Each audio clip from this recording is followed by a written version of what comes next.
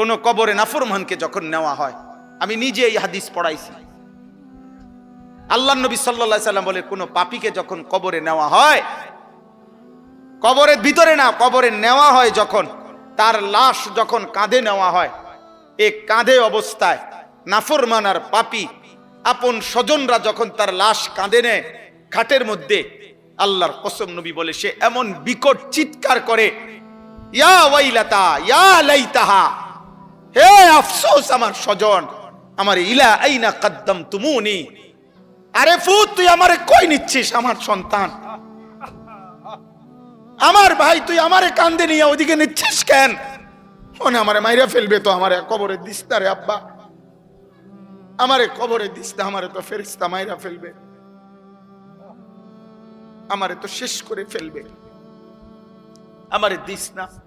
এইভাবে স্বজন নিজের স্বজন ডাকে যে, কারণ আপন জনরাই তো লাশ কাঁধে নেয়, আপন জনদেরকে ডাক দে, আব্বা এটা করিস না, আব্বা আমারে নিস না ওইদিকে।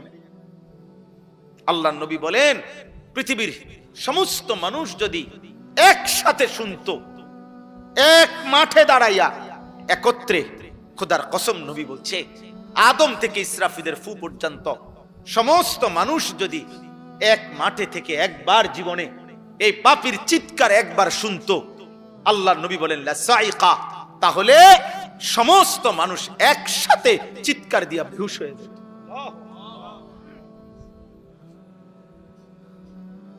তোমরা মস্কারি মনে করছো, শেষ পর্যন্ত দিন শেষে মিলাইয়া দেখো অর্জন তো কিছুই নাই।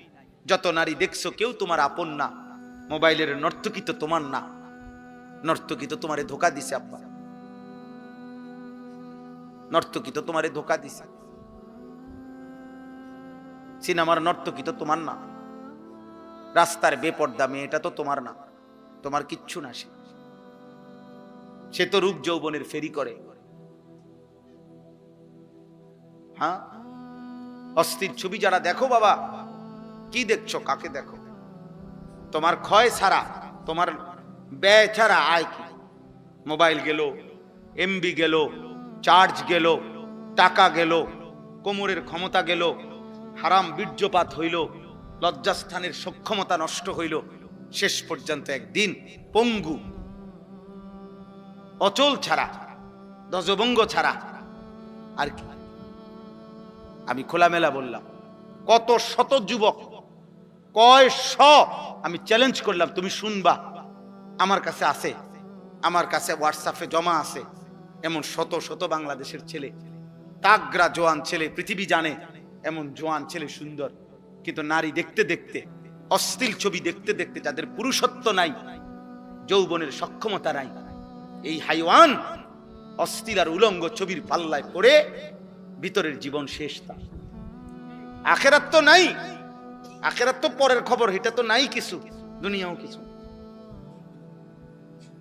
যেই কোন মানুষ চ্যালেঞ্জ করলাম বেটা, বাংলাদেশের প্রতিদিনকার পত্রিকা, বাংলাদেশের প্রতিদিনকার চ্যানেলের খবর তোমরা প্রত্যেকেই দেখো, কি পরিমাণ পরকীয়া বাংলাদেশে বেড়ে গেছে। এর কারণটা কি? কারণ এই স্বামী এই স্ত্রীতে তৃপ্ত না, এই স্ত্রী এই স্বামীতে তৃপ্ত না, আর কোনো কারণ না। কারণটা কি আব্বা? সব সব নারী দেখতে দেখতে, সব অস্থির ছবি দেখতে দেখতে, সব যৌন দৃশ্য দেখতে দেখতে টেম্পার সব শেষ। এই জন্য ওই মেয়েও, মহিলাও আরেক বেড়া খোঁজে, এই বেড়াও আরেক বেড়ি খোঁজে, কেউ কাউরি দিয়া তৃপ্তি হচ্ছে না। নাহলে এক এক দিনের বাংলাদেশের চারিদিকে দেখো, দেখো গিয়া খবর নাও, তোমরা খবর নাও, আর তোমার কাছে না থাকলে আমার জানাও, আমি জানার তোমার কাছে খবর পাঠাবো, আমি একসাথ করে দেবো তোমার, এক সপ্তাহের রিপোর্ট, এক মাসের রিপোর্ট। পস্তাইতে হবে, আফসোস করতে হবে। বয়স্ক বাবারা আপনাদেরকে বলছি, আপনারা যাদের ছেলে নামাজ পড়ে না, সারা দিন রাত মোবাইল টিভি দেখে, খোদার কসম আপনারা এর খেসারত দিয়া, এই লজ্জা এবং বেইজ্জতি হইয়া এরপরে আপনারা চলে যেতে হবে। কবরে যাবার আগেই দেখে যাবেন আপনার ফ্যামিলির মধ্যে আল্লাহ শূন্য, আখিরাত শূন্য, এই হতাশার দুর্ভাগ্য নিয়ে কপালে, তারপরে যাইতে। হিম্মত থাকলে আজ ভেঙ্গে ফেলেন। 14 বছরের ছেলের মোবাইল ভাঙা ফেলেন, তার সাথে যুদ্ধ করেন। আমার ঘরে মুসলমানের বাচ্চা, তুই আমার সন্তান মুসলমানের বাচ্চা যদি ঘুমাইতে হয় ফজরের নামাজ পড়তে হবে, নয়তো তোর মতো নাফরমান গলা ধাক্কা দিয়া বাইর করে দেন বেটা। যা নাফরমান বেটা, বাইর হ তুই বেটা, তুই আলাদা যা বেটা, তুই আলাদা কামাই কর। তোর মতো বেঈমান আমি খাওয়াইতে হবে কেন? তুই তো আল্লাহর দুশমন। সেদিন এক অভিভাবক কাইন্দা দিছে, একজন অভিভাবক আমার কাছে আইসা বলছে, হুজুর আশ্চর্য, আপনার সর্বোচ্চ 12 থেকে 13 বছর হবে, আপন ঘর থেকে 2 লক্ষ টাকা চুরি করে নিয়ে গেছে গা, নিয়া 60টা মোবাইল কিনছে।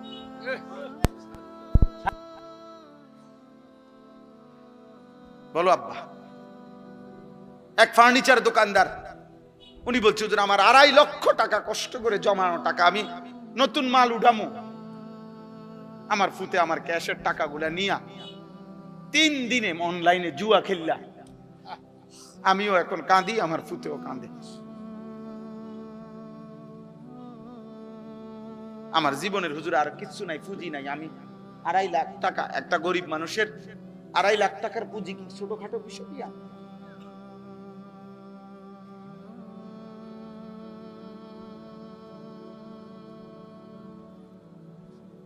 হ্যাঁ, এই জন্য আব্বা একদিন অভাবে পড়বেন আমরা। বারবার অভাব মনে করাই দিছে, আল্লাহ আবার দয়া করছে, আবার দয়া করে, আবার দয়া করে, আবার ছাড় দেয়, আবার ছাড় দেয়, আবার ছাড় দেয়, আবার ছাড় দেয়। শুধু একটা মাত্র বিষয়, তেল একটু ঘাটতি, জনজীবনের কি অবস্থা, মানুষের উপার্জনের কি অবস্থা বলেন? কত মানুষের উপার্জন, আমি তো প্রায় বলছি যে কত ভাবছি।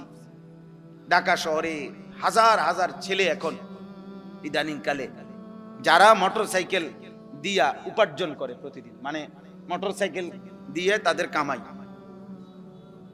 হ্যাঁ ওভার পাঠাও এগুলা দিয়া, তাইলে এই ছেলেগুলোর ফ্যামিলি চলে, বউ বাচ্চা চলে। অনেকে আশা ভরসা করে শহরে বাসা লইছে, ছোট্ট বউ বাচ্চা নিয়ে চলতেছে, এই ছোট ইনকামটা দিয়া মার মুখে হাসি ফুটে। তাহলে এরা যদি 15 দিন তেল না পায়, তার ফ্যামিলি চলবে কিভাবে? আর আমাদের ছেলে পেলেদের চেহারা দেখলে বোঝা যায় অসভ্য, এমন অসভ্য যে পৃথিবীতে দুর্ভিক্ষ আসুক, মহামারী আসুক, আমার উপরে যদি আসমানও ভাঙ্গা পড়ে হুজুর, আমি আমার নারী নর্তকী মোবাইল ছবি দেখা থেকে 1 সুতা নড়ব না।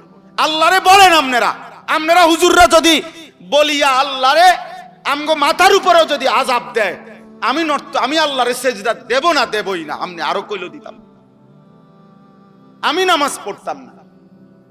সাফ কথা। এই হলো তোমাদের অধিকাংশ ছেলে কলিজার ভিতরে, তোমরা এমন শক্ত অবস্থান নিয়ে নিচ্ছ, মানে আল্লাহর সাথে, যে আল্লাহকে চ্যালেঞ্জ ঘোষণা করে দিলা আর কি, যে আপনারে দেখায় দেব, সেজদা আপনাকে দেব না। আপনি কি করতে পারেন?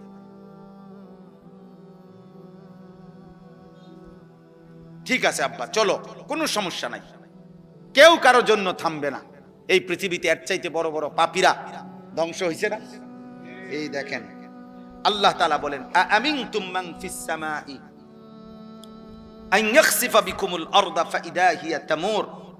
আল্লাহ তাআলা বলেন, বান্দা, ওই আসমানের মাওলা রব আল্লাহ, তার থেকে তোমরা কিভাবে এতটা, হে পাপীরা, এতটা নিরাপদ কেমনে হয়ে গেলা? তোমরা কি জানো না ওই আল্লাহ চাইলে জীবন্ত মাটির নিচে দাফন করে দিতে পারে? তখন তো তোমাদের মতো নাফরমানকে মাটির নিচে নিয়া মাটি কাঁপতে থাকবে। এই পৃথিবীতে কোন পাপীকে আল্লাহ তাআলা মাটির নিচে দাফন করছেন? জীবন্ত করছেন না? হ্যাঁ, 2 জন, একটা ব্যক্তিকে, একটি জাতিকে। কারুনকে আল্লাহ তাআলা জীবন্ত মাটির নিচে দাফন করে দিয়েছে। 2 নাম্বার হলো কওমে লূতকে, লূত আলাইহিস সালামের জাতি ঘুমন্ত ছিল, নাফরমান জাতিকে আল্লাহ তাআলা জীবন্ত জমিনের নিচের মাটি উপরে উঠাইয়া উপরের মাটি নিচে দিয়া সমান করে দিয়েছে। আম আমিনতুম মান ফিস সামাই আন ইউরসিলা আলাইকুম হাসিবা। এবার আল্লাহ তৃতীয় আয়াতে বলে, আমার বান্দারা, হে নাফরমান পাপী, হে মদখোর, নেশাখোর, গাঁজাখোর, সুদখোর, কিস্তিখোর, হারামখোর, বেহায়া, বেপর্দা নারী, সেজদা নাই, নামাজ নাই, হায় নাফরমান, ওই আসমানের আল্লাহ থেকে কেমনে নিরাপদ হয়ে গেলা? যিনি চাইলে, তুমি কি জানো না যে আসমান থেকে, উপর থেকে যিনি পাথরের বৃষ্টি বর্ষণ করে ধ্বংস করে দিতে পারে? তুমি কি জানো না সেটা? এরকম কাউকে করছে? কেউ কে করে নাই? আব্রাহার পুরা বাহিনীকে আল্লাহ তাআলা পাথর দিয়ে ধ্বংস করে নাই? ওই পাখি কি ফেলাইছে? ওয়া আরসালা আলাইহিম তায়রান আবাবিল তারমিহিম বিহিজারাতিম মিন সিজ্জিল।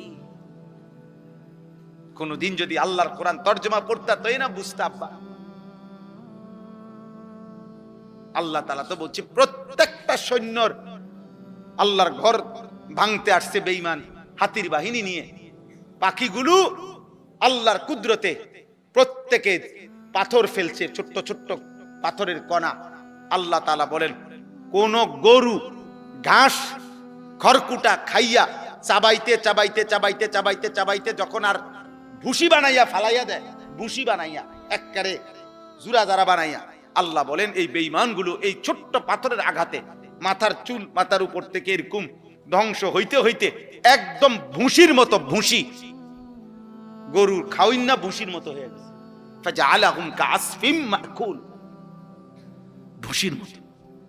আর হলো ওই কওমে লূত, এই যাদেরকে আল্লাহ প্রথমত মাটি উল্টাইয়া দিছে, দ্বিতীয়ত তাদের উপরে পাথরের বৃষ্টি বর্ষণ করে ধ্বংস করে দিছে। আল্লাহ তাআলা বলেন, ফাসাতা'লামুনা কাইফা নাযীর, তখনই তোমরা জানতে পারবে যদি আমি আযাব দিয়ে থাকি, তখনই বুঝবা তোমরা আমি আল্লাহ তাআলার ভয় প্রদর্শনটা কেমন ছিল। আমি তো শুধরাইতে চাইছিলাম, আমি তো ভয় প্রদর্শন করেছিলাম বান্দা, কিন্তু তুমি পাত্তা দাও নাই। আর যদি সত্যি সত্যি আযাব আর মুসিবত এসেই পড়ে, সেদিন তুমি টের পাবা আমি আল্লাহ তাআলার পক্ষ থেকে ভয় প্রদর্শনের কথাটা শোনা কতটা গুরুত্বপূর্ণ ছিল। সর্বশেষ কথা হলো, ওয়ালাকাদ কাযযাবাল্লাযীনা মিন ক্বাবলিহিম ফাকাইফা কানা নাকির।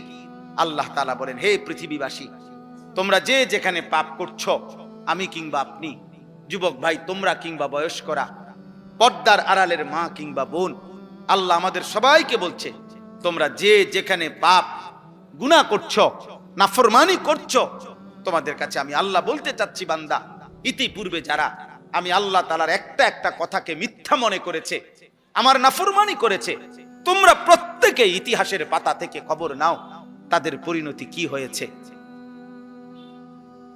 ফাকাইফা কানা নাকির, আমার বিরুদ্ধাচরণ করার দ্বারা ফেরাউনের কি হয়েছিল, নমরুদের কি হয়েছে, শাদ্দাদের কি হয়েছে, কারুনের কি হয়েছে, নূহ আলাইহিস সালামের কওম কেন ধ্বংস হয়েছে, হুদ আলাইহিস সালামের কওম, শুআইব আলাইহিস সালামের কওম, সালেহ আলাইহিস সালামের কওম।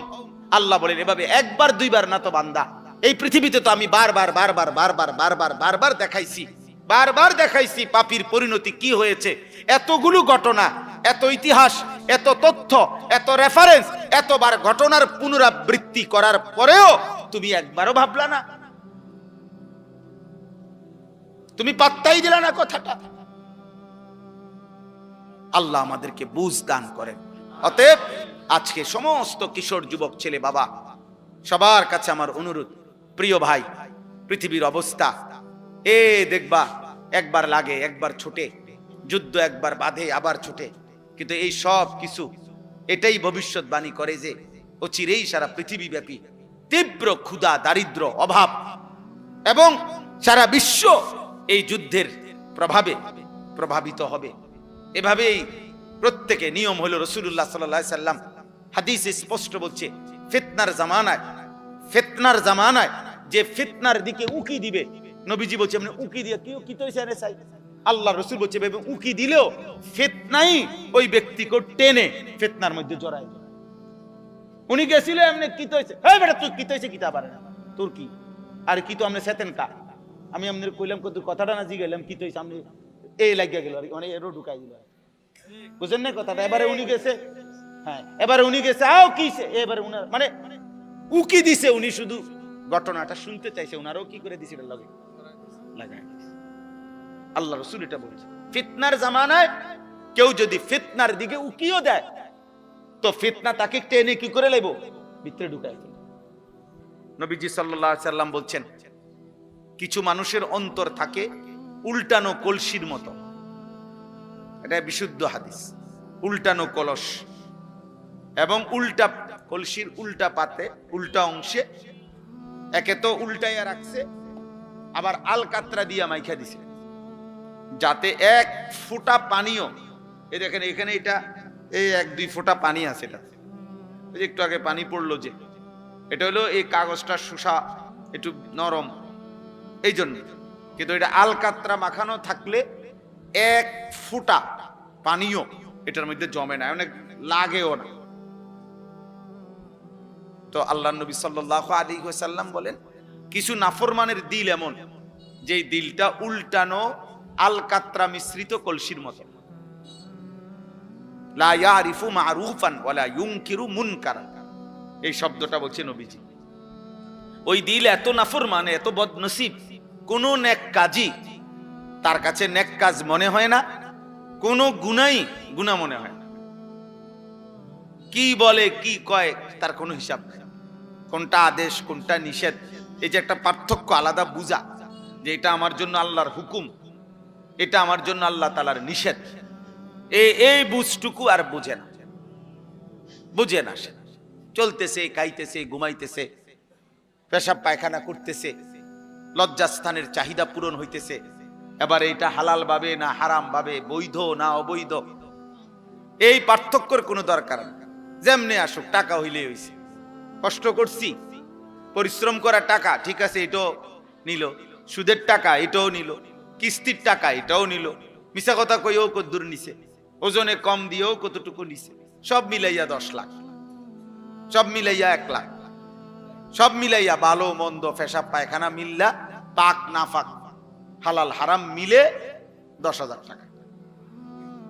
এই যে এই মানুষগুলো, এরা বদনসিব, দুর্ভাগা, যার কাছে সব একরকম, মাকেও দেখে, বোনকেও দেখে, স্ত্রীকেও দেখে, এদেরকে দেখা হালাল, আবার মোবাইলে টেলিভিশনের নর্তকীও দেখে, অশ্লীল ছবিও দেখে, উলঙ্গ নারীও দেখে, বেহায়া নারীও দেখে, এই দুইটাই তার কাছে বরাবর।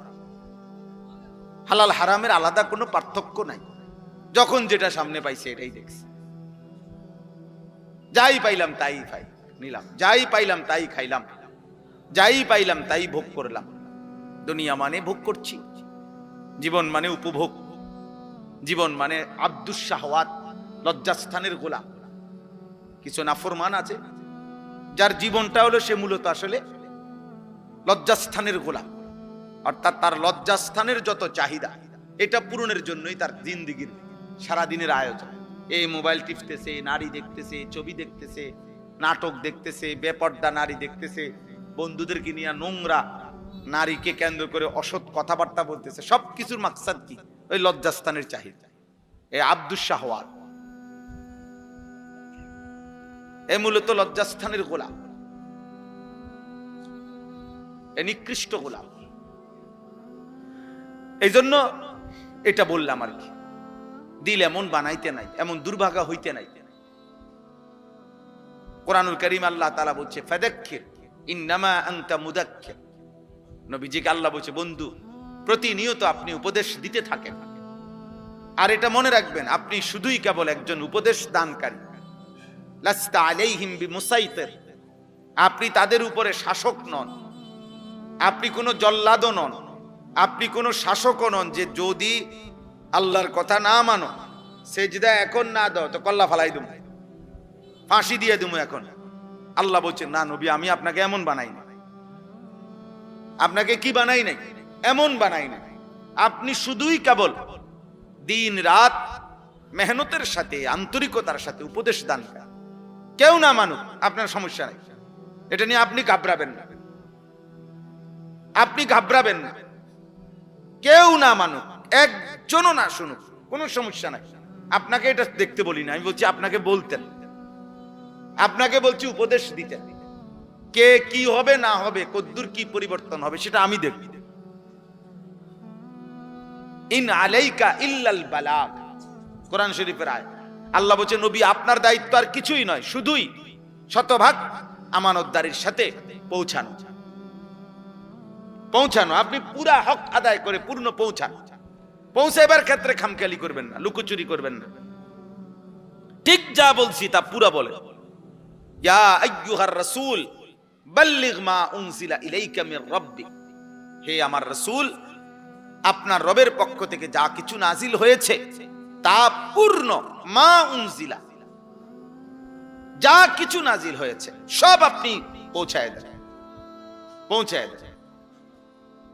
আল্লাহ তাআলা বলছেন বন্ধু বিষয়টা আমি দেখব, ইমানদার হবে কে হবে না কে।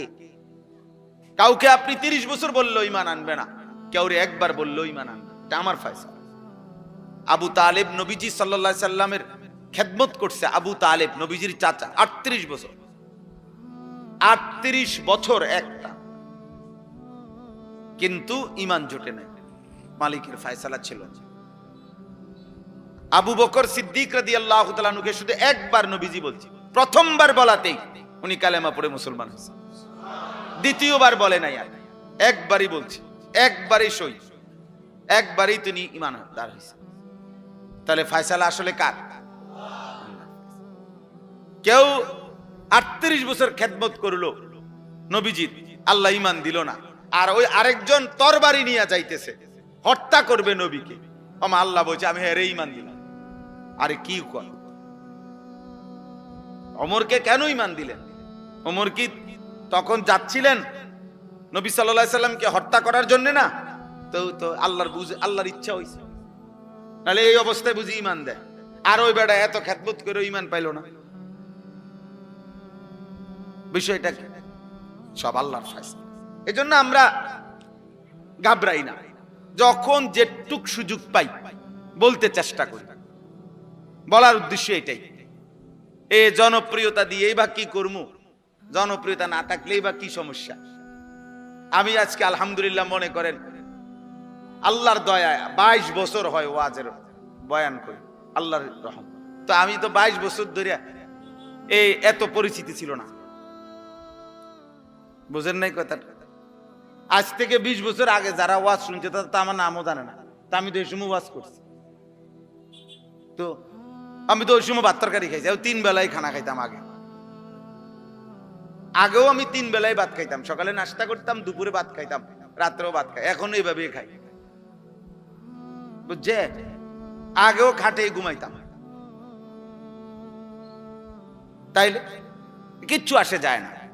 এই জন্য দোস্ত এটা জরুরি যে আল্লাহর কথা মনোযোগ দিয়ে শোনা, আখিরাতের কথা মনে পড়া, কবরের কথা মনে পড়া, জাহান্নামের কথা মনে পড়া। আহা, এই দিল যদি মনে পড়ে, আল্লাহ তাআলা বলছেন এই সূরার মধ্যে, কুল হুয়াল্লাযী আনশাআকুম, সূরা মুলক যে সূরা আমি পড়ছি, আল্লাহ তাআলা বলেন, হে নবী বলেন আল্লাহই তোমাদেরকে সৃষ্টি করেছেন। ওয়া জাআলা লাকুমুস সামআ ওয়াল আবসারা ওয়াল আফইদা, তোমাদের কান, তোমাদের চোখ এবং তোমাদের দিল আল্লাহই দিয়েছেন, আল্লাহই দিয়েছেন। জীবনের সবচেয়ে বেশি অর্জন হয় তোমাদের এই 3 জিনিস দ্বারা। অসংখ্য জিনিস তোমরা শিখতে পারো, জানতে পারো, বুঝতে পারো কান দিয়ে শুনে, কোটি কোটি জিনিস, অগণিত জিনিস তোমরা এই চোখ দিয়ে দেখে বুঝতে পারছো। আর এই অন্তরে তোমাদের হাজার হাজার কোটি কোটি ভাবনা, পরিকল্পনা, প্ল্যান তোমাদের এই অন্তরের মধ্যে আছে। এটা দিয়ে তোমরা প্রস্তুতি নিচ্ছ, বুদ্ধি খাটাইতেছ, প্ল্যান প্রোগ্রাম করতেছ, সব দিলে দিলে ধীরে ধীরে আমাদের জবানের চাইতে বেশি কথা আমাদের দিলে আছে, ঠিক না? আমরা বলি না যে বেটা সব বলতে পারি নাই, অনেক কথাই বুকে জমা আছে, অনেক কথাই, অনেক ঝড় তুফান।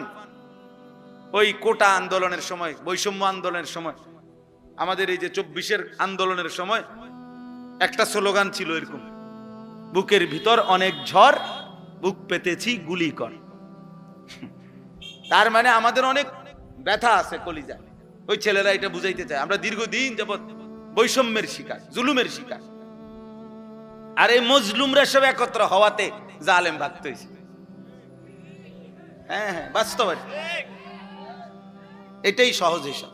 অনেক মজলুম একসাথে হয়ে গেছে, ফলে জালেম চলে যেতে হয়েছে। এটাই বাস্তব। এই প্রতিবারই ইতিহাস এভাবে ঘুরে ঘুরে আসে। যখনই জালেম সীমা লঙ্ঘন করে, মজলুমের আহাজারিতে জালেম ধ্বংস হয়েছে। সময় নেয় আর কি, কখনো কারো জন্য 20 বছর, কারো জন্য 200 বছর, কারো বেলায় 40 বছর, কারো বেলায় 400 বছর সময় নেয়। এতটুকু সময়ের ব্যবধান হয়, কিন্তু জুলুমের ধ্বংসই হয়। জুলুমের কি হয়? পাপী লজ্জিতই হয়, নাফরমান ঘৃণিতই হয়, সময়ে ব্যবধান হয়। আজকে হয়তো তোমার ব্যাপারে কেউ টের পায় না, বাকি টের পাবেই।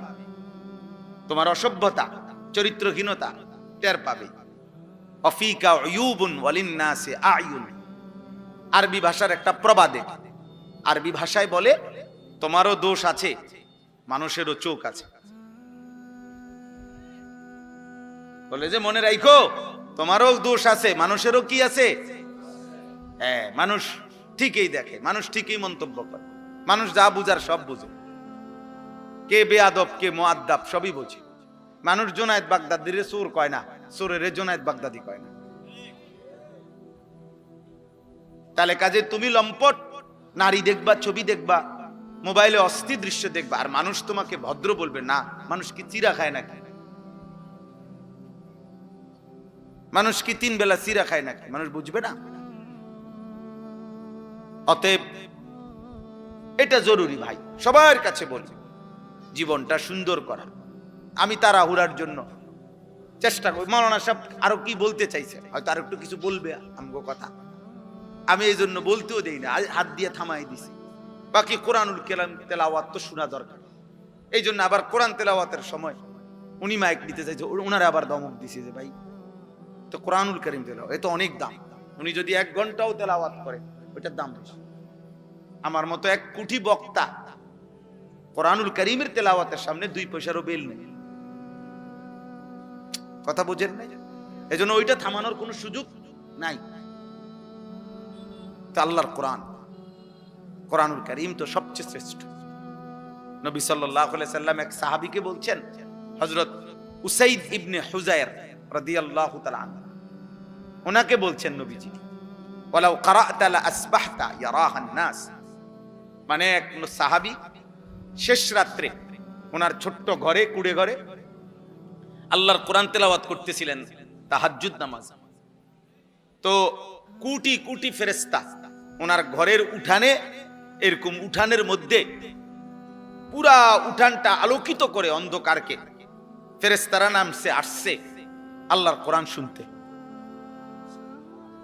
তো উনি ওনার ঘোড়াটাকে বাইরে নিয়ে বান দিতে গেছে, গিয়া দেখে ওনার উঠানটা আলোয় আলোকিত, চারিদিকে অন্যান্য সব জায়গায় অন্ধকার, কিন্তু ওনার উঠান যেটুকু এটুকু আলো আর আলো, অগণিত আলো। সকালবেলা তিনি নবীজির কাছে বলছি, ইয়া রাসূলুল্লাহ, গভীর রাতে আমি আল্লাহর কোরআন পড়তেছিলাম, তো এরই মধ্যে আমার ঘোড়াটা নড়াচড়া করছিল, আমি এই জন্য ঘোড়াটা তেলাওয়াত বন্ধ করে বাইরে ঘোড়াটা বান দিয়ে আসতে গেছি। বাইরে বাঁধতে আসতে ঘর থেকে দেখি আমার উঠানটা আলোয় আলোয় ভরপুর অবস্থায় ছিল। এই তখন নবীজি কথাটা বলছেন, ওয়ালাউ ক্বারা'তা লা আসবাহতা ইয়ারাহান নাস। হায় সাহাবী, কি করলা? তুমি থামলা কেন? আহা, যদি তুমি আজকের ভোর পর্যন্ত, আলো উঠা পর্যন্ত আল্লাহর কোরআন তেলাওয়াত করতা, তাইলে কোটি কোটি তিলকাল মালাইকাতু, তারা ফেরেশতা ছিল, তারা তোমার কোরআনুল কারীম শুনতেছিল। আমরা সবাই, তুমি যদি তেলাওয়াত চালু রাখতা, আমরাও সবাই এই কোটি কোটি ফেরেশতা দেখতে পেতাম, সব মানুষ দেখতে পেত। ইয়ারাহান নাস, লোকেরা দেখতে পেত আজকে সকাল, যে জমিনের এক মাখলুক আল্লাহর বান্দা কোরআন পড়ছে আর আসমানের ফেরেশতারা শুনতেছে। হ্যাঁ, যে ঘরে কোরআনুল কারীম তেলাওয়াত হয়, আল্লাহর নবী সাল্লাল্লাহু আলাইহি ওয়াসাল্লাম বলছে, শয়তান সেখান থেকে তৎক্ষণাৎ দূরে সরে যায়। কেন এত গুনাহ হয়? কোরআনুল কারীম তেলাওয়াত নাই, যে মা বাবা ছেলে মেয়ে নাতি দাদি কারো জবানে তো আল্লাহর কোরআন নেই। এই জন্য ঘরের মধ্যে সবার চেহারা সুরত শুধু শুধু ফাঁকি ঝুঁকি, পাপের চিহ্ন। প্রত্যেকে প্রত্যেকের সুবিধা মতো গুনাহ করে। বাপে বাপের সমবয়সীদের সাথে গুনাহ করে, মা মার সমবয়সীদের সাথে গুনাহ করে, জিয়ে জিয়ের সমবয়সীদের সাথে গুনাহ করে, ফুতে ফুতের সমবয়সীদের সাথে গুনাহ করে। প্রত্যেকেই যার যার গ্রুপ বাছাই করে নিয়েছে, যার যে সমবয়সী নিয়া গুনাহ করছে। বুড়া মিয়া আরো 5-6 জন বুড়া লইয়া এই যে বিড়ি খাইতেছে, অনেক ওনার তালে আছে। মহিলা পাশের ঘরের 3-4 ঘরের ভাবিদেরকে নিয়ে বেহুদা গল্প করতেছে, বেহুদা কাহিনী বলতেছে, একটা 3 পিসের ঘটনা কইতেছে, এটা সবাই শুনতেছে, এটার উপরে আবার কথা বলতেছে। আহা, অথচ প্রত্যেকের গায়েই জামা আছে, প্রত্যেকেরই এগুলো আছে, বেহুদা বলতেছে। অথচ আল্লাহ নবী সাল্লাল্লাহু আলাইহি সাল্লাম বলেছেন, লা তাজআলু বুয়ুতাকুম মাকাবির, তোমরা তোমাদের ঘরগুলো কবরস্থান বানাইও না, কবরস্থান বানিয়ে ফেলো না। ফা ইন্না শাইতানা ইয়ানফুরু মিনাল বাইতিল্লাযী তুকরাউ ফীহি সূরাতুল বাকারা, যেই ঘরে সূরা বাকারা তেলাওয়াত করা হয়, নবীজি বলেন তৎক্ষণাৎ ওই ঘর থেকে শয়তান দূরে সরে যায়। কোরআনুল কারীম তেলাওয়াত করলে শয়তান সরে যায়। আব্বা, তোমাদের অনেক ছেলে আছো মাশাআল্লাহ, সবার কাছে বলি, যতক্ষণ পর্যন্ত আল্লাহ না চিনবা, রাসূল না চিনবা, আল্লাহর কোরআন ধরতে না পারবা, ততক্ষণ জিন্দেগি সুন্দর হবে না, সুন্দর হবে না। এই সারাক্ষণই মন চাইবে, যতই বলি কাফের মুশরিকদেরটাই ভাল লাগবে, কারণ তুমি তো ঈমান আমল হওয়ার জন্য জাত পাথেও, আপনি তো সেটা গ্রহণই করেন। আপনি পানির গ্লাস নিয়ে বইয়া থাকলে তো চায়ের মজা পাবেন না, আপনাকে তো চা পাতা চিনি পানি মিশাইতে হবে, মিশাইতে হবে। অতএব আমি তো আমার জীবনে সেজদা মিশাইতে হবে, আল্লাহর কোরআন পড়তে হবে, নাই তো আমার মধ্যে আখিরাতের কথা মনে পড়বে কেমনে? কবরের ভয়, জাহান্নামের ভয় আসবে কিভাবে? যেভাবে আসে সেটা তো আমি গ্রহণই করলাম আমার জীবনে। মোবাইল টিপলে আল্লাহর কথা মনে পড়বে কেমনে? বিড়ি সিগারেট খাইলে আল্লাহর কথা মনে পড়বে কেমনে? কথায় কথায় গালিগালাজ করলে আল্লাহর কথা মনে পড়বে কেমনে? সুদ কিস্তি হারামের উপরে থাকলে আল্লাহর কথা মনে পড়বে কিভাবে? আব্বা বলেন, জওয়ান ভাই বলেন, বুড়ো ভাই বলেন, পর্দার আড়ালের মা বোন বলেন, আখিরাতের কথা মনে পড়বে কিভাবে? আল্লাহ তো কোরআন এই জন্য বলছে, সায়াযাক্কারু মান ইয়াখশা, যার কলিজায় আল্লাহর ভয় আছে। আপনি বললে, নবীজিকে বলছে, আপনি বললে সে উপদেশ গ্রহণ করুন। ওয়ায়াতাজান্নাবুল আশকা, আর যে বদনসিব, যার দিলের মধ্যে আল্লাহ আখিরাত পরকাল বলতে কিছুই নাই, তো আল্লাহ তাআলা বলেন আপনি যতই বলেন সে দূরে সরবে।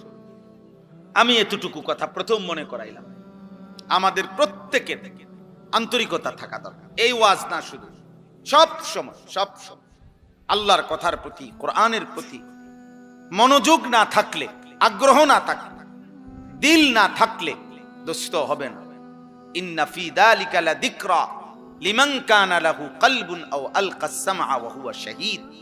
আল্লাহ তাআলা বলে, নিশ্চয়ই এই কোরআনের মধ্যে তার জন্য উপদেশ রয়েছে যে 3 জিনিস একত্র করে, অন্তর, কান এবং চোখ। শাহীদ মানে উপস্থিত, যে সশরীরে উপস্থিত, তো উপস্থিত মানে যে 4 চোখ খোলা সামনে। আল্লাহ তাআলা বলেন দিল মানে অন্তর, কান এবং চোখ, এই 3 জিনিস যে একত্র করবে আমার কোরআন, তার জন্য উপদেশ আছে, তার জন্য উপদেশ আছে। কোরআনুল কারীম, কোরআন সুন্নাহর ইলম, আমরা ছোটবেলায় মাদ্রাসায় পড়ছি, জু গায়রাতিন, খুব আত্মসম্মানওয়ালা, ওই তো বাংলা অঙ্ক ইংরেজি বইয়ের মতো না পড়া। কোরআন সুন্নাহর ইলম জানতেন কারো কাছে ধরা দেয় না, জানতেন কারো কাছে ধরা দেয়। লা ইউতিকা বা'দাহু হাত্তা তু'তিয়াহু কুল্লাক। আমরা ছোটবেলায়, এটা আরবি ভাষার গুরুত্বপূর্ণ কিতাবের কথা, যে তুমি যদি কোরআন সুন্নাহর ইলমের জন্য নিজেকে পুরা সঁপে দাও, উৎসর্গ করে দাও, বিলীন করে দাও, তাহলে ইলম তোমাকে কিছু দেবে, কোরআন সুন্নাহ কিছুটা ধরা দিবে, নিজেকে পুরা সঁপে দিবে। এই আমি এখন একটা ছোট্ট মাদ্রাসায় এশার নামাজ পড়ছি, ঢুকছি, একটা ছোট্ট একটু কথা বলছি 5 মিনিট এশার নামাজ পড়তে গিয়ে, তো এগোরে এটাই বলছি শুধু এক কথা, যে আব্বা আজীবন দোয়া করবা আল্লাহ যেন তোমারে মৃত্যু পর্যন্ত কোরআন সুন্নাহর ইলমের রাস্তায় রাখে। এক পড়লাম, পড়াইলাম, শিখলাম, শিখাইলাম, এমনিই যেন চলে। কারণ ইলমের এই রাস্তায় মৃত্যু পর্যন্ত কেউ যদি থাকে, খোদার কসম নবীজি বলছে মৃত্যু হবেই, জান্নাত শুরু হবে। যে পথ ইলমের, কোরআন সুন্নাহর, ওই পথ জান্নাতের। ভিন্ন রাস্তা বদলাইতে হবে, এক রাস্তা, এক রাস্তা। আমি এই জন্য অনেক সময় বললাম যে মাদ্রাসা ভিত্তি দিয়েই জান্নাতের রাস্তা, জান্নাতের রাস্তা কোরআন দিয়া, মাদ্রাসার ভিতরে দিয়া, বাজারের ভিতরে দিয়া না, চা দোকানের ভিতরে দিয়া না, কোরআন সুন্নাহর যেখানে চর্চা হয় ওর ভিতরে দিয়েই কি জান্নাতের রাস্তা। এই পথেই জান্নাত। যে পথে আল্লাহ, যে পথে রাসূল, যে পথে সুন্নাহ, যে পথে কোরআন, এই পথেই জান্নাত। এজন্য দোস্ত, সহজ কথা আমরা সবাই বলি, স্পষ্ট মনে রাখবে, আমরা যারা মাদ্রাসায় পড়ছি আমাদের তো গন্তব্য আখিরাত। এই জন্য আমরা এখানের হিসাব কিতাব মিলাই না। দুনিয়া আমাগরে মূল্যায়ন করে না করে নাই, আমাদের সামাজিক মর্যাদা আছে না নাই, আমাদেরকে জেনারেল শিক্ষিতরা সম্মান করে না করে না, আমাদেরকে সরকার মূল্যায়ন করছে না করে নাই, আন্তর্জাতিক বিশ্ব আমাদেরকে মূল্যায়ন করে না না করে, কিচ্ছু না। আমি তো আমার অর্জন জ্ঞান আমি এই জন্য নেই নাই তো আব্বা, আমি নিছি আখিরাতের জন্য। তো আমি এনে থাইমা গেলে তো হবে না। এজন্য হাদিসের মধ্যে আছে নবীজি সাল্লাল্লাহু আলাইহি সাল্লাম দোয়া করতেন, আল্লাহুম্মা লা তাজআলিদ দুনিয়া আকবারা হাম্মিনা, আল্লাহ আমারে এমন বানাইয়েন না যে দুনিয়াই আমার প্রধান একমাত্র পেরেশানি, আমার দুনিয়া নিয়া, এরকম আমার জীবন বানাইয়েন না। ওয়ালা মাবলাগা ইলমিনা, আল্লাহ আমার জ্ঞানের শিখার চূড়ান্ত প্রাপ্তি শুধু দুনিয়া এমন বানাইয়েন না। ওয়ালা গায়াতা রাগাবাতিনা, আল্লাহ আমার জীবনের স্বপ্ন, ইচ্ছা, আকাঙ্ক্ষা, পরিকল্পনা, আশা সবকিছুই শুধু দুনিয়া সাজানো, এরকম বানাইয়েন না। নবীজি দোয়া করলেন, আল্লাহ আমি যেন এখানে থেমে না যাই, আমি তো থামবো আখিরাতে, আমি তো থামবো আল্লাহর সামনে, আমি তো থামবো মিজানের সামনে, আমি তো থামবো ফুলসিরাতের সামনে, আমার চূড়ান্ত থামবো জান্নাতে। কোথায়? জান্নাত। এজন্য একজনই বুঝে, একজনকেই বললাম। আল্লাহ তাআলা আমাদেরকে বলছেন যে বান্দা গোটা পৃথিবী ঘোরো, তামাম জমিন ঘোরো, কোনো সমস্যা নাই, কিন্তু তোমাকে ফিরতে হবে আখিরাতে, আল্লাহর কাছে। এটা মনে রেখো, এই কথা ভুলে যেও না। এই কথা ভুললে আর জীবন থাকে না, এই কথা ভুললে আর মানুষ থাকে না, হাইওয়ান হয়, জানোয়ার হয়। যে গন্তব্য চেনে না সে জানোয়ার, জানোয়ারের কোনো গন্তব্য নেই। কোনো গরু জানে না তার শেষ ঠিকানা কোথায়, কোনো ছাগল জানে না তার শেষ গন্তব্য কোথায়, কোনো কুত্তা জানে না তার গন্তব্য কোথায়, কিন্তু ঈমানদার জানে আমার গন্তব্য জান্নাত। এজন্য যে গন্তব্য চেনে না, এক দিক দিয়া খায়, আরেক দিক দিয়া পায়খানা করে, এক দিক দিয়া নারীর অশ্লীল ছবি দেখে, আরেক দিক দিয়া লজ্জাস্থানের চাহিদা পূরণ করে, এই যে জন্তু জানোয়ারের আখলাক, এটা তো মানুষের জীবন না। এজন্য আমাকে ফিরতে হবে আল্লাহর কাছে, এই কথাটাই আল্লাহ এখানে বলছেন। সূরা মুলক 29 নম্বর পারা, 67 নম্বর সূরা, অনেক ফজিলতপূর্ণ একটি সূরা কোরআনুল কারীমের। এই সূরার মধ্যে মোট 30টা আয়াত আছে। এখান থেকে মাঝখান দিয়া 15 নম্বর আয়াত থেকে আমি পড়ছি। আল্লাহ তাআলা বলেন, হুয়াল্লাযী জাআলা লাকুমুল আরদা যালুলান, বান্দা শোনো, আমি আল্লাহ এই গোটা পৃথিবীর সবটা জমিন মাটি আমি আল্লাহ তোমাদের অধীন ব্যবহারের উপযোগী আমি করে দিয়েছি। এই জমিন, এই মাটি আমনে কোনছে, আমরা যদি জিজ্ঞাসা করি যে আপনি তো বলবেন যে এটা প্লাস্টিক দিয়ে বানাইছে, এটা কাগজ দিয়ে বানাইছে, এটা যন্ত্রাংশ দিয়ে বানাইছে, কিন্তু মাটি কি দিয়ে বানাইছে? তো মাটি সব বলে মাটি দিয়া হয়েছে, তো মাটি বানাইছে কি দিয়া? তো এটা তো কোনো, আল্লাহ বলেন ঠিক যা উপাদান দিয়ে আমার প্রতিটা বান্দা ইসরাফিলের ফু পর্যন্ত এই মাটি ব্যবহার করতে পারবে, ওই রকম যোগ্যতা গুণাগুণ উপাদান দিয়েই আমি আল্লাহ মাটিকে বানাইছি। এমন বানাই নাই যে পানি বানায় ফেলছি তাইলে মাটি থাকবে কই। এমন নরম বানাই নাই যে পাও যদি বারবার ফোমের মতো ডাইব্বা যায় তাইলে আমার বান্দার ভারসাম্য থাকবে কিভাবে। আবার এমন শক্ত পাথরের মতো বানাই নাই তাহলে আমার বান্দার জন্য ফল ফসল খাদ্য জমিন থেকে উৎপন্ন হবে কিভাবে। আমার বান্দার ঘর দুয়ারের খুঁটি মাটির নিচে কিভাবে পুঁতবে, গাড়বে কিভাবে।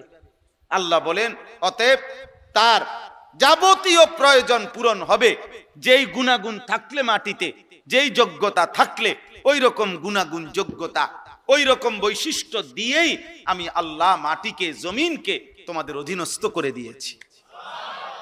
যালুলান ফামশু ফি মানাকিবিহা। আমার বান্দা, এই যে আমি কিন্তু শেষ করে ফেলুম এখনই ওয়াজ, কাজে যারা শুনতেছেন মনোযোগ দিয়ে শুনে। আল্লাহ তাআলা বলতেছেন অতএব হে আমার বান্দা, জমিন পুরাটা কিন্তু আমি তোমাদের অধীন করেছি। আজ এই জমিনে কি সুন্দর বসতে পারছো। আলাম নাজআলিল আরদা মিহাদা। আল্লাহ বলে বলো না বান্দা, এই জমিন আমি কি বিছানা বানাই নাই? এই যে মাটির বিছানা আমরা এখন কতটা সুন্দর ভাবে এতগুলো মানুষ বসতে পারছি। এটা যদি খাট দিয়া সিস্টেম করন লাগতো অনেক পেরেশানি হইল। এটা যদি সবার জন্য চেয়ার দিয়া সিস্টেম করতে হইতো অনেক ব্যয়বহুল হইল। ব্যয়বহুল হবে না? এতগুলো মানুষের জন্য যদি চেয়ার দিতে হয় অনেক খরচ বেশি হবে কিনা? সবার জন্য খাট চকি যদি দিতে হয় ব্যয়বহুল হবে কিনা? আল্লাহ বলেন এমন সুন্দর মাটি বিছানা করে দিয়েছি যে তোমরা আরামসে সবাই বসতে পারছো। এমন সুন্দর জমিন, যে জমিনে প্রতিবার ফসল উঠবার পরে আবার চাষ করলে নতুন ফসলের নতুন উৎপন্ন হওয়ার উপযোগী করে দিচ্ছি, সব আমি করছি। ফামশু ফি মানাকিবিহা। অতএব তুমি আমার এই জমিনের, আমার এই পৃথিবীর, আমার এই মাটির যেখানে মন চায় সবটা তোমার জন্য দিলাম। তোমার যেই কোথাও মন চায় তুমি ভ্রমণ করো, তুমি হাঁটো, তুমি ঘোরাফেরা করো, তুমি চলাফেরা করো। তুমি দেশে থাকো, মন চাচ্ছে বিদেশ, যাও বিদেশে যাও। গ্রামে থাকো নয়তো শহরে থাকো, আপন জনের কাছে থাকো, অন্যের কাছে থাকো, যেখানেই যাও বান্দা কোনো অসুবিধা নাই, আমি নিষেধ করছি না। কারণ গোটা জমিন আমার, সবটা জমিন আমি তোমার জন্য দিলাম। অকুলু মির রিজকিহি, এবং আমি আল্লাহর দেওয়া রিজিক সব তোমাদের জন্য। এই আসমান, এই জমিন, এই চন্দ্র সূর্য গ্রহ নক্ষত্র, খাদ্য ফসল ফুল ফল, স্ত্রী সন্তান, জায়গা জমি, অর্থ রোজগার উপার্জন, এই সবকিছু রিজিক। সবকিছু, শুধু বাত্রে কি বলে না, রিজিক বলেন। এক মানুষ দুনিয়ার হায়াতে আল্লাহর পক্ষ থেকে যা কিছু পাচ্ছে সব রিজিক। স্ত্রী এটাও রিজিক, ছেলে মেয়ে এটাও রিজিক, আলো বাতাস এটাও কি রিজিক। সব রিজিক আমাদের, মানে আমরা দুনিয়ার হায়াতে যা পাচ্ছি সব রিজিক। আল্লাহ বলেন ওয়াকুলু মির রিজকিহি, তোমরা সবাই আমার দেওয়া রিজিক থেকে খাও, ভোগ করো, ব্যবহার করো, কোনো অসুবিধা নেই। জমিন তোমাকে দিলাম তোমার অধীন করে, তুমি জমিনের যেখানে মন চায় সেখানেই বসবাস করো, চলাচল করো, তুমি যেখানে মন চায় যাও। আমার দেওয়া রিজিক সব আমার রিজিক তুমি তালাশ করো, বক্ষণ করো, তোমাকে অনুমতি দিলাম। শুধু আল্লাহ বলে বান্দা তুমি খাও কিংবা ঘুমাও, হাঁটো কিংবা চলো, ঘরে কিংবা বাইরে থাকো, দেশে কিংবা বিদেশে থাকো, শহরে কিংবা গ্রামে থাকো, রাতে কিংবা দিনে থাকো, একাকী কিংবা সবার মাঝে থাকো, সর্বাবস্থায় আমার জমিনের মধ্যে থাইকা শুধু একটা কথা মনে রাখবা, ওয়া ইলাইহিন নুশুর, আমি আল্লাহর কাছে ফিরতে হবে। থাকতে থাকতে যদি 1000 বছরও থাকো তারপরও ফিরতে হবে। আমা হুয়া বিমুজাহজিহি মিনাল আযাবি আন ইউআম্মার। কোরআন কারীমে আছে প্রত্যেক পাপী নাফরমান মনে মনে কল্পনা করে, হায় যদি 1000 বছর হায়াত পাইতাম। আল্লাহ বলে আচ্ছা ধরে নাও, দিলাম, ধরে নাও তোমাকে দিলাম আমি বান্দা 1000 বছর, কিন্তু তুমি শুধু বলো তো 1000 বছর পরে হলেও তোমাকে কবর, মৃত্যু এবং নাফরমানির শাস্তি আযাব সেটার থেকে তুমি তোমাকে মুক্ত করতে পারবা কিনা, সেটার থেকে তুমি তোমাকে ফেরাইতে পারবা কিনা? পারবে? বলে আপনি এটা বলতে পারবেন নি যে হুজুর আর 5টা বছর যদি হায়াত পাই তাহলে আল্লাহর রহমতে যেমনে গুছাইতে আসি, আশা করি 5টা বছর আর সুযোগ পাইলে আজরাইলের আব্বাও আমার কাছে আসতে পারবে না, এমন ব্যবস্থাপনা আছে কি কারো কাছে? তাইলে তাইলে আমেরিকা, ইসরায়েল বহুদিন আমেরিকা যুদ্ধ লাগে না মনে করছে অনেক কিছু আছে এক কাছে, অন্ধে যে কিচ্ছু নাই, বেল নাই। হ্যাঁ, এই বুড়া শয়তান, এই দাজ্জাল, এই ফেরাউন ট্রাম্প, এই বেঈমান কাপুরুষ প্রতিদিন দিনে যাই হুমকি ধমকি দেয়, রাতে সারা পৃথিবীর সাথে যোগাযোগ করে, কেমনে থামবে? বুঝেন নাই? এজন্য এটাই বাস্তবতা। আল্লাহ তাআলা বলে বান্দা ওয়া ইলাইহিন নুশুর, শুধু এই কথা মনে রেখো তোমাকে ফিরতে হবে। ওয়া ইলাইহি তুরজাউন, আল্লাহর কাছেই তোমাদেরকে ফিরতে হবে। ওয়া ইলাইহি তুহশারুন, আল্লাহর কাছেই তোমাদেরকে জমা হইতে হবে, জমা হইতে হবে। ওয়া ইলাইহিল মাসির, আল্লাহর কাছেই তোমাদের প্রত্যাবর্তন। এভাবে বহু আয়াত আছে কোরআন, বহু আয়াত। আমরা ঘুম থেকে জাগলে দোয়া পড়ি, আলহামদুলিল্লাহিল্লাযী আহইয়ানা বাদামা আমাতানা ওয়া ইলাইহিন নুশুর। অর্থ হইল আল্লাহ প্রত্যেকবার এই ঘুমাইলাম আমি তো মরেই গেছিলাম, কারণ মানুষের প্রত্যেক ঘুমের সময় আল্লাহ তাআলা তার রুহু দেহ থেকে আলাদা করে ফেলে। এটা কোরআন শরীফের আয়াত, সূরা জুমার 24 নম্বর পারায় আছে, প্রত্যেক বান্দা মৃত্যুর সময়, আরে ঘুমের সময় যতবার ঘুমায় ততবার তার রুহু তার দেহ থেকে, আব্বা তুমি বাবা উঠে যাও, আব্বা আব্বা এনতে উঠো উঠো, ওঠ বেটা ওঠ, যাও বেটা আনতে যাও, যাও দুজন যাও, তুমিও যাও, যাও এখান থেকে উঠো, বাইর হও বেটা। দেখেন দেখেন মুসলমানের সন্তান কয় বছর বয়স? 80 বছর।